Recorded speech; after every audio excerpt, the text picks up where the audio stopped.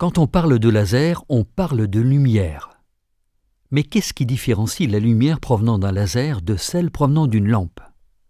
Une lampe émet de la lumière soit dans toutes les directions de l'espace, soit dans un cône plus ou moins étroit. À l'inverse, un laser émet de la lumière dans une seule direction de l'espace. Elle est très concentrée et peut viser un point très précis sur une cible.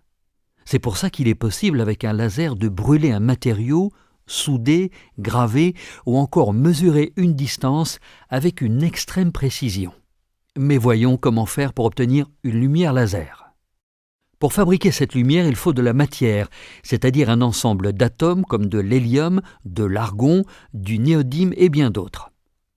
Si on apporte de l'énergie à cette matière par le biais d'une décharge électrique ou d'un rayonnement lumineux, que se passe-t-il? Les atomes qui se gorgent de cette énergie deviennent excités, ce qui se traduit par la présence d'un halo coloré. Or, chaque atome ne demande qu'à redevenir comme il était au tout début et pour cela, il libère l'énergie qu'il a en surplus en émettant un photon, une particule de lumière. Selon la quantité d'énergie à libérer, le photon aura une couleur différente. Conclusion, lorsque la matière reçoit de l'énergie, on observe une émission de lumière. La lumière est émise dans toutes les directions de l'espace sans distinction. C'est ce mécanisme qui est mis en œuvre dans nos tubes néons.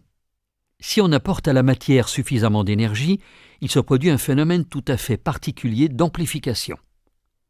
On constate qu'un photon qui percute un atome excité entraîne l'émission d'un photon parfaitement jumeau qui aura donc exactement les mêmes caractéristiques que le photon incident.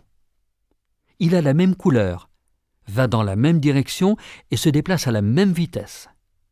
Ainsi, on a multiplié par 2 la quantité de lumière à partir de ce mécanisme appelé émission stimulée. Et le mot laser provient d'un acronyme anglais qui signifie tout simplement amplification de lumière par émission stimulée. Ce mécanisme se produit dans toutes les directions de l'espace et pour toutes les couleurs.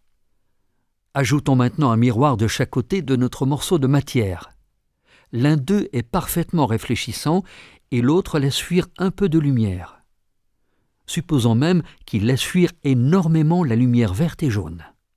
Dans ce cas, seuls les photons rouges sont réfléchis et se mettent à faire des allers-retours entre les deux miroirs. À chaque passage, la lumière rouge peut ainsi être amplifiée par émission stimulée et le nombre de photons rouges augmente de façon extraordinaire. Et lorsque cette lumière rouge sort du laser par le miroir semi-réfléchissant, elle est très directionnelle et très intense. C'est le faisceau laser.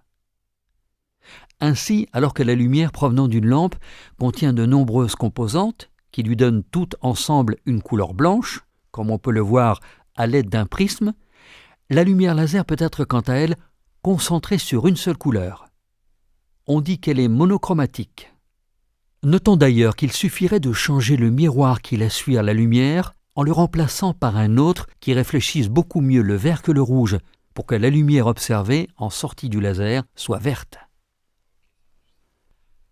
Les photons peuvent sortir du laser en continu, comme un robinet qui coule en permanence. Mais il existe aussi des astuces pour les faire sortir par rafale. On obtient alors des impulsions de lumière comme une série de flashs. En conclusion, on pourrait dire que le laser est un concentré de lumière. En effet, la lumière laser est concentrée dans l'espace, ce qui lui permet notamment d'agir de façon très localisée sur une cible. Mais elle peut aussi être concentrée dans le temps ou encore selon une couleur bien précise.